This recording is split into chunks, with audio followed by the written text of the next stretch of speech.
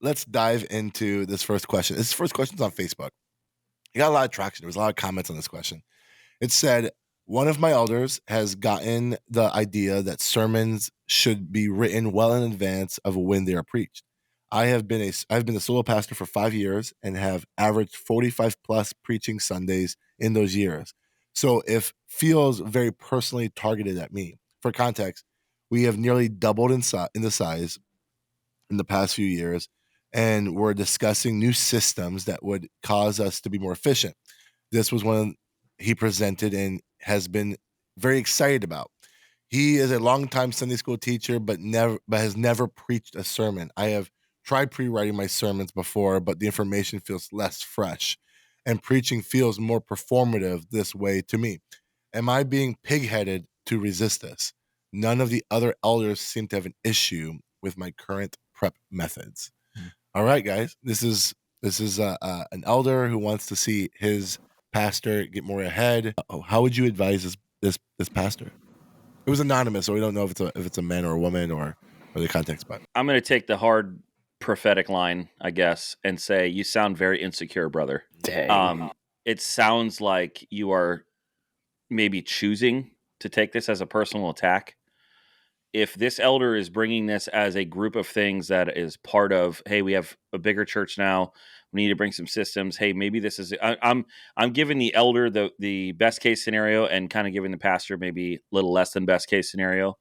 I'm willing to flip that over too. But if it was only this elder only saying you should do this as part of efficiency, then I could see how it could maybe be targeted.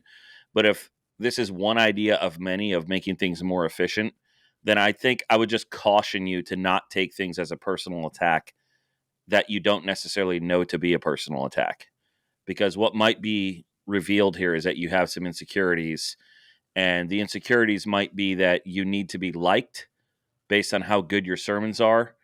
And the fact that you're mentioning like he's never preached a sermon as if that disqualifies him to have a good idea about sermons also could be a sign that, hey, there might be some insecurities being revealed here, which are manifesting themselves in you sort of lashing out a little bit at this guy who might have a good idea. And I hate to tell you this, but I think this is true in life, but maybe especially in the role that we play.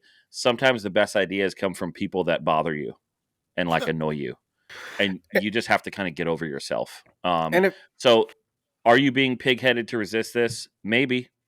I might even say probably, because there really isn't anything bad or wrong about being ahead. And I'm sorry, I just don't buy the preaching feels performative if I plan ahead. Maybe it does feel performative to you, but I hope you're not just kind of, coming up with stuff on the fly and preaching that. So maybe I'm just feeling grouchy today, but that's my take on it as I read this question just now. I'm going to jump off your take and kind of run with it a little bit in the sense of, if this guy's an elder in your church, that means that if it's a faithful, if it's a humble, God-fearing church, then he's qualified to look at situations like this and make judgment calls.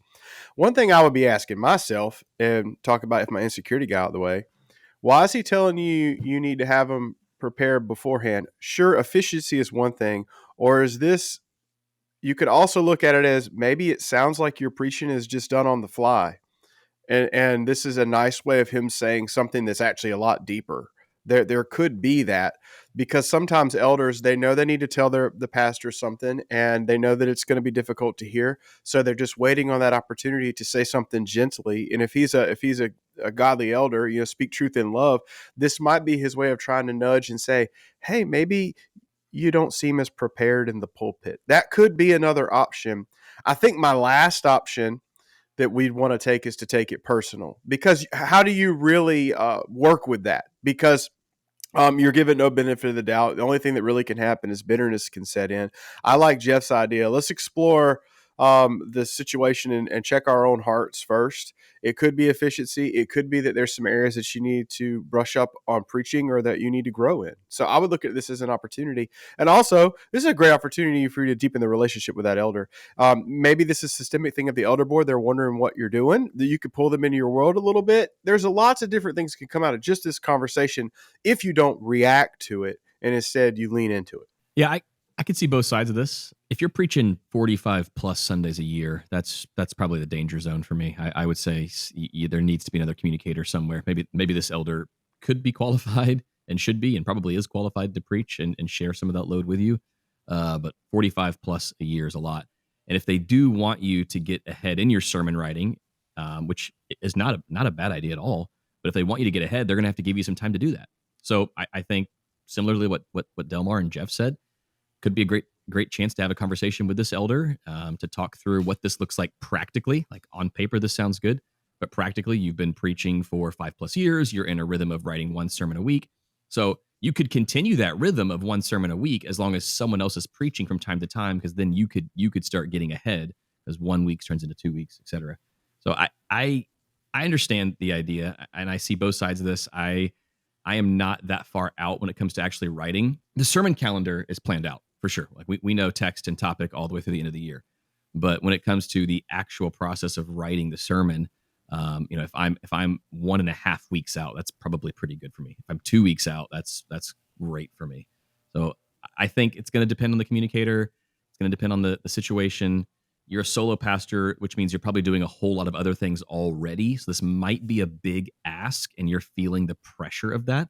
So maybe just let the elders know, hey, here's what else is on my plate. If you guys could help, either hire some additional staff because the church has doubled, or if the elders want to take on some of that load of the additional admin responsibilities, that might free you up to be able to get a little bit ahead. So this should be a time for great conversation with the elders, in my opinion. I don't think there is one right way to do most things. I think there's multiple ways to do things, and some people are really good and they write a series at a time, and hey, I've got this whole series written out. And there are some preachers who they finish their sermon on Saturday night, and before you bite my head off, Spurgeon notoriously did not start writing a sermon until after dinner on Saturday night. He spent the weekend study, but he didn't actually start writing until Saturday night after dinner. So I'd say he was a fairly effective preacher. I think Frank agrees. Spurgeon was effective. Like Tim said, I think there's a difference between being scheduled and being pre-written to know what you're preaching on and the topics, so that if you're reading something and a point jumps out, you can file that away for 3 weeks from now I'm going to be talking about this topic, or I'm going to be in this passage that connects to that topic. That's a great plan. I think that's very different from saying, hey, we need the sermon written 10 days before it's preached so that other people can read it and critique it. I think if that works for you, there's also nothing wrong with that. But to assume that one way that works for somebody else is going to just naturally work in every context is different. I want to say Kevin DeYoung had a thing where he talked about when he was younger in ministry, he would try to get his sermon finished by Tuesday or Wednesday. But when he did that, then he found that Thursday and Friday would just be taken up by sermon revisions and by, going and doing other things. And so when he did that, the sermon dominated the entire week, and there were other things that he had to do. That's a good in point. his ministry. And so by pushing the sermon towards the end of the week, it freed up the beginning of his week to focus on the administrative things, some of the more personal relationship things that we're called to do in ministry. So all that to say, sure, if you have the bandwidth to get stuff done ahead of time, awesome, bully for you. And if you don't, okay. Well, I mean, I don't know how y'all feel, but I was 2 weeks ahead last week, 2 or 3 weeks ahead. And by the time I got to the sermon I preached, it was almost like I was down the road on the third sermon in my head because I had just written that one. And I actually had to go and completely dump out 2 different sermons out my head to re-input the one that I had from 2 weeks. Or it was actually more work, if that makes sense, because I had to get back. And I honestly felt like I would have preached that one better if I'd have just been in that one the whole week. Yeah, I think Tim and I and another person on staff at at our church, at Lakeview Church. Our church, you got to write that. It's Tim's church, though. We all know it. Did you stop it, Jeff?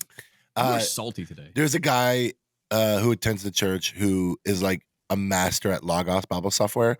And so he was kind of giving us like a crash course on how to lay out your Logos and how to best utilize it and stuff. Like master class, like scary good. He's like, yeah, he was really good.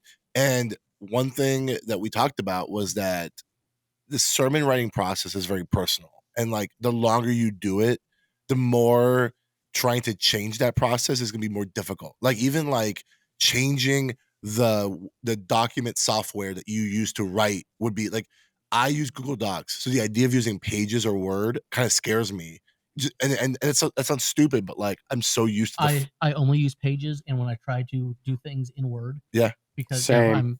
it messes with my head. Yeah. And like, yeah, those changes, the longer you've been doing this, takes a longer time to adjust. And so, anyways, one thing that when we read that book, 8 Hours or Less, about preaching to write sermons quicker, one principle I think he makes in there that regardless of how you write your sermons is important is having deadlines. And so like if you at least like even if you are week to week committing to yourself saying I'm going to be finishing these parts of my sermons by this time of that week, I think is at the end of the day the most important thing. If you're finding yourself getting to Saturday night or Sunday morning and you're like cramming or you're staying up late Saturday, I think that's when the problem is. So if this elder, like Jeff was saying, if this elder is observing something in this preacher that is like maybe demonstrating laziness or forgetfulness or something, then I think at that point, just being more disciplined in your week, whether that is doing what Kevin DeYoung said and just saying, hey, Wednesday and Thursday are for sermons, so Monday and Tuesday are for pastoring, whatever that looks like. Like, I think that's what's important. And if your church requires you to create small group questions by a certain point, then getting ahead might be important, right? Like, I think it's very contingent to your church. I just know that like I preached for the first time in series at Lakeview Church, which is a big deal. People didn't believe I could do it. I always thought you could. And I won $20. and one thing I told Tim this morning was I was a bit insecure going into the pulpit because I had no critique process. I'm just trusting that like what I wrote and what I believed was good was enough for Sunday morning. And I mean, to be fair, we met for a bit on Thursday. we talked about some sensitive you had parts. like two bits. You're like, Tim, are these good? Can I roll with these? And we're like, yeah, absolutely. These are great. Yeah. But we didn't do a full sermon review. You're Right. And so I think like that, I mean, in a way, that's an aspect of what I've been used to for the last 10 years of sermon writing. I have to adjust because that's not the rhythm here at Lakeview. And so, yeah, to this person who's writing this question, I appreciate what Jeff said. I think if you are personally checking on your rhythms and it's not going well, then you should attempt to maybe try to get ahead or something, or at least have some sort of critique process the week of. I know what I said was a little harsh sounding, but I think the big question I have is there's a relational issue that seems to have popped up here because that's good. Number one, why is this elder telling you this? And number two, why I want to know why it's being taken as a personal attack. If there is, let's say that there is bubbling under the surface a dissatisfaction with the quality of your sermons, maybe. I know that feels very personal. It is personal because you put a lot into it. But you may have to, and as hard as this is, one of your roles may have to be helping your elder to say something very difficult to you. You may have to help grow him to be able to boldly say to you, hey, I feel like your sermons are lacking lately, and I'm wondering if preparation is part of it. That may be part of your role to actually help someone learn to critique you. Because one of the things I've talked about with the elders that are here is like, everything is on the table. There's nothing that we can't say to each other. We have to be able to say everything to each other in order to help lead the church well. So if they're feeling like, well, we can't say anything to you about how bad your sermons are, so this guy is going to say maybe you should prepare more ahead of time.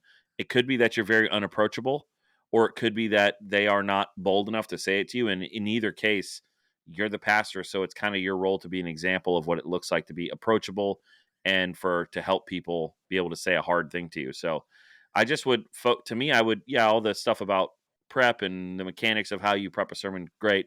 I would really dive in on the relational aspect between you and this elder and maybe the elders, because it's the kind of thing that can derail you.